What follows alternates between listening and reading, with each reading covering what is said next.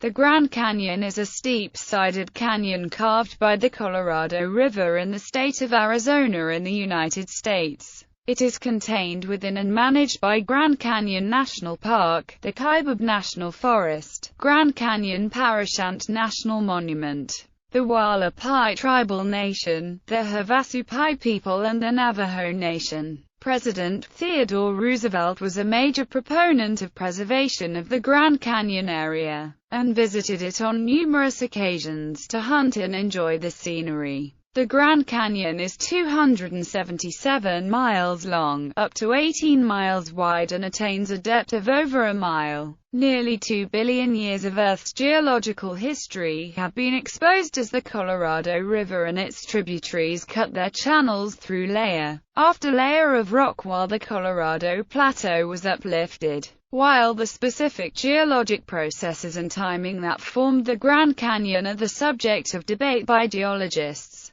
recent evidence suggests that the Colorado River established its course through the canyon at least 17 million years ago. Since that time, the Colorado River continued to erode and form the canyon to its present-day configuration. For thousands of years, the area has been continuously inhabited by Native Americans, who built settlements within the canyon and its many caves. The Pueblo people considered the Grand Canyon a holy site, and made pilgrimages to it.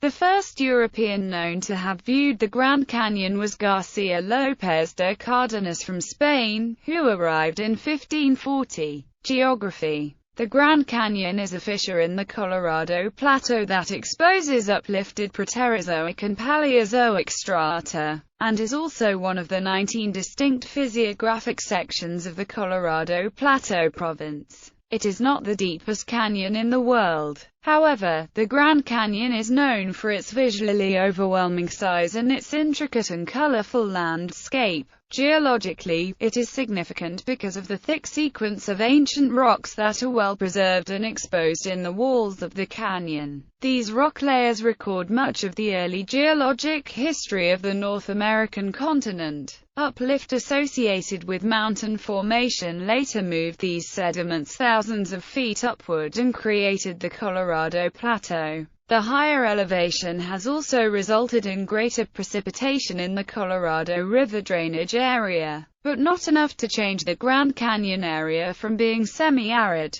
The uplift of the Colorado Plateau is uneven, and the Kaibab Plateau that Grand Canyon bisects is over 1,000 feet higher at the north rim than at the south rim. Almost all runoff from the north rim flows toward the Grand Canyon, while much of the runoff on the plateau behind the south rim flows away from the canyon. The result is deeper and longer tributary washes and canyons on the north side and shorter and steeper side canyons on the south side. Temperatures on the north rim are generally lower than those on the south rim because of the greater elevation. Heavy rains are common on both rims during the summer months. Access to the north rim via the primary route leading to the canyon is limited during the winter season due to road closures. Geology. The Grand Canyon is part of the Colorado River Basin, which has developed over the past 40 million years. A recent study places the origins of the canyon beginning about 17 million years ago. Previous estimates had placed the age of the canyon at 5 to 6 million years. The study, which was published in the journal Science in 2008, used uranium lead dating to analyze calcite deposits found on the walls of 9 caves throughout the canyon. There is a substantial amount of controversy because this research suggests such a substantial departure from prior widely supported scientific consensus. In December 2012, a study published in the journal Science claimed new tests had suggested the Grand Canyon could be as old as 70 million years. However, this study has been criticized as an attempt to push the interpretation of their new data to their limits without consideration of the whole range of other geologic datasets. The canyon is the result of erosion which exposes one of the most complete geologic columns on the planet. The major geologic exposures in the Grand Canyon range in age from the 2-billion-year-old Vishnu schist at the bottom of the inner gorge to the 230-million-year-old Kaibab limestone on the rim. There is a gap of about 1 billion years between the 500-million-year-old stratum and the level below it, which dates to about 1.5 billion years ago. This large unconformity indicates a long period for which no deposits are present. Many of the formations were deposited in warm shallow seas, near-shore environments, and swamps as the seashore repeatedly advanced and retreated over the edge of a proto-North America. Major exceptions include the Permian Coconino sandstone, which contains abundant geological evidence of Aeolian sand dune deposition. Several parts of the Supai group also were deposited in non-marine environments. The great depth of the Grand Canyon and especially the height of its strata can be attributed to 5,000 to 10,000 feet of uplift of the Colorado Plateau, starting about 65 million years ago. This uplift has steepened the stream gradient of the Colorado River and its tributaries, which in turn has increased the speed and thus their ability to cut through rock. Weather conditions during the Ice Ages also increased the amount of water in the Colorado River drainage system. The ancestral Colorado River responded by cutting its channel faster and deeper. The base level and course of the Colorado River changed 5.3 million years ago where the Gulf of California opened and lowered the river's base level. This increased the rate of erosion and cut nearly all of the Grand Canyon's current depth by 1.2 million years ago. The terraced walls of the canyon were created by differential erosion. Between 100,000 and 3 million years ago, volcanic activity deposited ash and lava over the area which at times completely obstructed the river. These volcanic rocks are the youngest in the canyon. History. Native Americans. The ancestral Pueblones were a Native American culture centered on the present-day Four Corners area of the United States. They were the first people known to live in the Grand Canyon area. The cultural group has often been referred to in archaeology as the Anasazi, although the term is not preferred by the modern Puebloan peoples. The word Anasazi is Navajo for ancient ones or ancient enemy. Archaeologists still debate when this distinct culture emerged. The current consensus, based on terminology defined by the Pecos classification, suggests their emergence around 1200 BCE during the Basket Maker II era. Beginning with the earliest explorations and excavations, researchers have believed that the ancient Pueblones are ancestors of the modern Pueblo peoples. In addition to the ancestral Pueblones, a number of distinct cultures have inhabited the Grand Canyon area. The Coonina lived to the west of the Grand Canyon, between 500 and 1200 CE. The Coonina were ancestors of the Yuman, Havasupai, and Hualapai peoples who inhabit the area today. The Sinagua were a cultural group occupying an area to the southeast of the Grand Canyon, between the Little Colorado River and the Salt River, between approximately 500 and 1425 CE. The Sinagua may have been ancestors of several Hopi clans. By the time of the arrival of Europeans in the 16th century, newer cultures had evolved. The Hualapai inhabit a 100-mile stretch along the pine-clad southern side of the Grand Canyon. The Havasupai have been living in the area near Cataract Canyon since the beginning of the 13th century, occupying an area the size of Delaware.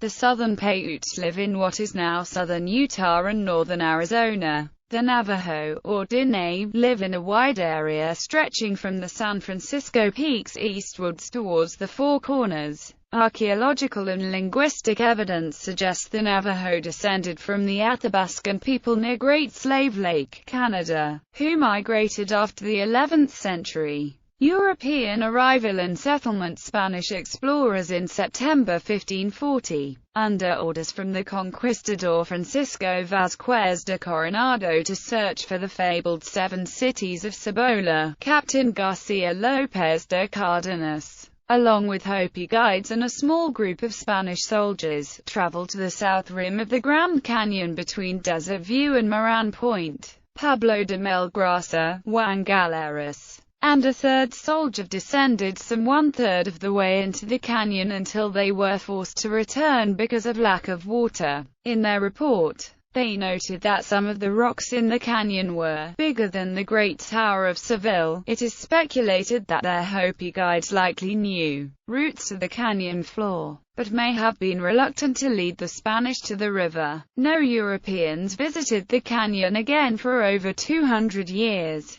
Fathers Francisco Atanasio Dominguez and Silvestre Vélez de Escalante were two Spanish priests who, with a group of Spanish soldiers, explored southern Utah and traveled along the north rim of the canyon in Glen and Marble Canyons in search of a route from Santa Fe to California in 1776. They eventually found a crossing, formerly known as the Crossing of the Fathers, that today lies under Lake Powell. Also in 1776, Fray Francisco Garces, a Franciscan missionary, spent a week near Havasupai, unsuccessfully attempting to convert a band of Native Americans to Christianity. He described the canyon as profound. American exploration James Ohio Patty, along with a group of American trappers and mountain men, may have been the next European to reach the canyon. In 1826, Jacob Hamblin, a Mormon missionary, was sent by Brigham Young in the 1850s to locate suitable river crossing sites in the canyon. Building good relations with local Native Americans, Hualapai Nation and white settlers, he found the Crossing of the Fathers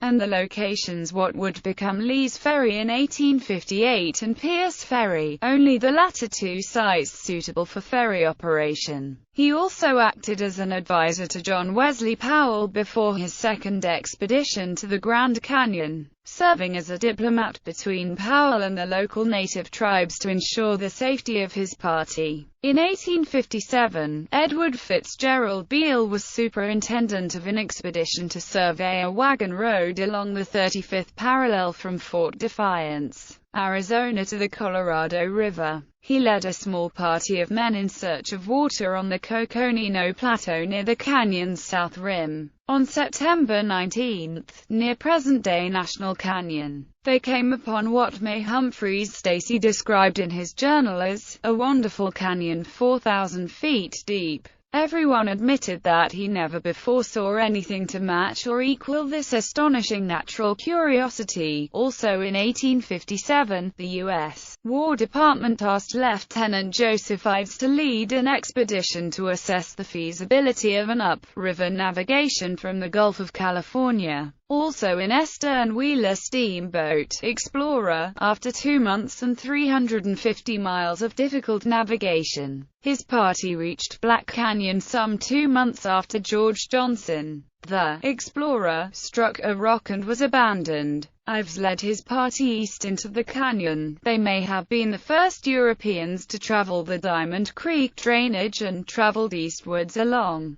the south rim. In his Colorado River of the West report to the Senate in 1861, he states that 1 or 2 trappers profess to have seen the canyon, according to the San Francisco Herald. In a series of articles run in 1853, Captain Joseph R. Walker in January 1851 with his nephew James T. Walker and 6 men traveled up to the Colorado River to a point where it joined the Virgin River and continued east into Arizona, traveling along the Grand Canyon and making short exploratory side trips along the way. Walker is reported to have said he wanted to visit the Maquis Indians, as the Hopi were then called by whites. He had met these people briefly in previous years, thought them exceptionally interesting and wanted to become better acquainted. The Herald reporter then reported, "We believe that Captain Joe Walker is the only white man in this country that has ever visited this strange people." In 1858, John Strong Newberry became probably the first geologist to visit the Grand Canyon. In 1869, Major John Wesley Powell led the first expedition down the canyon. Powell set out to explore the Colorado River and the Grand Canyon. Gathering 9 men, 4 boats and food for 10 months, he set out from Green River, Wyoming on May 24. Passing through a series dangerous rapids, the group passed down the Green River to its confluence with the Colorado River, near present-day Moab, Utah, and completed the journey with many hardships through the Grand Canyon on August 13, 1869. In 1871, Powell first used the term Grand Canyon. Previously it had been called the Big Canyon. In 1889, Frank M. Brown wanted to build a railroad along the Colorado River to carry coal. He, his chief engineer Robert Brewster Stanton, and 14 others started to explore the Grand Canyon in poorly designed cedar wood boats,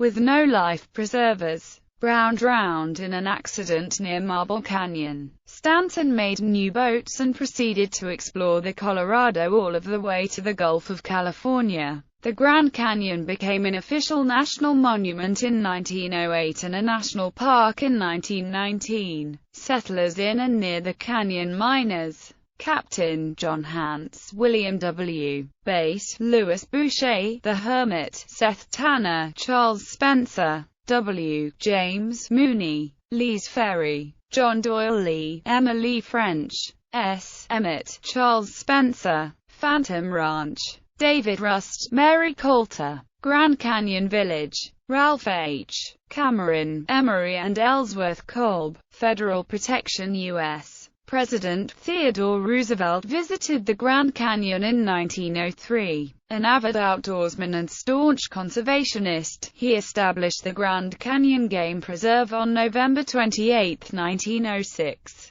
Livestock grazing was reduced, but predators such as mountain lions, eagles, and wolves were eradicated. Roosevelt added adjacent national forest lands and redesignated the preserve a U.S. national monument on January 11, 1908. Opponents such as land and mining claim holders blocked efforts to reclassify the monument as a U.S. national park for 11 years. Grand Canyon National Park was finally established as the 17th U.S. national park by an act of Congress signed into law by President Woodrow Wilson on February 26, 1919. The federal government administrators who manage park resources face many challenges. These include issues related to the recent reintroduction into the wild of the highly endangered California condor, air tour overflight noise levels, water rights disputes with various tribal reservations that border the park, and forest fire management.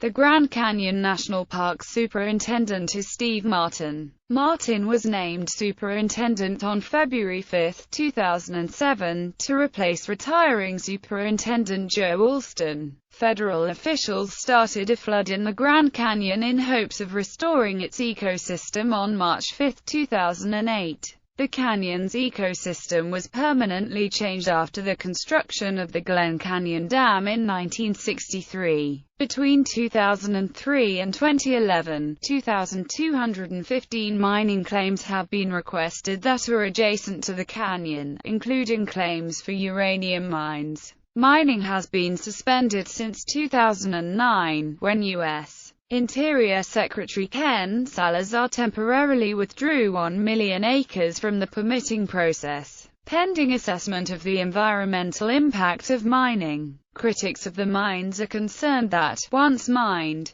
the uranium will leach into the water of the Colorado River and contaminate the water supply for up to 18 million people. South Rim buildings. There are several historic buildings located along the South Rim, with most in the vicinity of Grand Canyon Village. Bucky O'Neill Cabin was built during the 1890s by William Owen Bucky O'Neill. He built the cabin because of a copper deposit that was nearby. He had several occupations such as miner, judge, politician, author and tour guide. This cabin is the longest continually standing structure on the South Rim. It is currently used as a guest house. Booking is required well in advance. Kolb Studio was built in 1904 by brothers Ellsworth and Emery Kolb. They were photographers who made a living by photographing visitors walking down the Bright Angel Trail. In 1911, the Kolb brothers filmed their journey down the Green and Colorado rivers. Emery Kolb showed this movie regularly in his studio until 1976, when he died at the age of 95. Today the building serves as an art gallery and exhibit. The Tovar Hotel was built in 1905 and is the most luxurious lodging on the South Rim. The hotel consists of 4 stories with a rustic chalet appearance called National Park Rustic. It was designed by Charles Whittlesey. A gift shop and restaurant are located inside the hotel. Hopi House was built by Mary Jane Coulter in 1905. It is based on structures that were built in an ancient Hopi settlement called Old Oribe, located on the Third Mesa in eastern Arizona. It served as a residence for the Hopi Indians who sold arts and crafts to South Rim visitors. Verkamp's Curios, which stands next to the Hopi House, was built by John Verkamp in 1905. He sold arts and crafts as well as souvenirs. Until September 2008, it was run by his descendants. In November 2008, the building reopened as a visitor center focusing on the history of the Grand Canyon Village community. Grand Canyon Railway Depot was completed in 1910 and contains 2 levels. Gordon Chappell, regional historian for the Park Service, claims that this depot building is one of only 3 log cabin-style train stations currently standing, out of 14 ever built in the U.S. The depot is the northern terminus of the Grand Canyon Railway, which begins in Williams, Arizona. Lookout Studio, another Mary Coulter design, was built in 1914. Photography, artwork, books, souvenirs, and rock and fossil specimens are sold here. A great view of Bright Angel Trail can be seen here. Desert View Watchtower, one of Mary Coulter's best-known works, was built in 1932. Situated at the far eastern end of the South Rim, 27 miles from Grand Canyon Village, the tower stands 70 feet tall. The top of the tower is 7,522 feet above sea level, the highest point on a South Rim. It offers one of the few full views of the bottom of the canyon and the Colorado River. It was designed to mimic Anasazi watchtowers, though, with 4 levels, it is significantly taller than historical towers. Bright Angel Lodge was built of logs and stone in 1935. Mary Coulter designed the lodge and it was built by the Fred Harvey Company. Inside the lodge is a small museum honoring Fred Harvey, who played a major role in popularizing the Grand Canyon. In the history room is a stone fireplace layered in the same sequence as those in the canyon.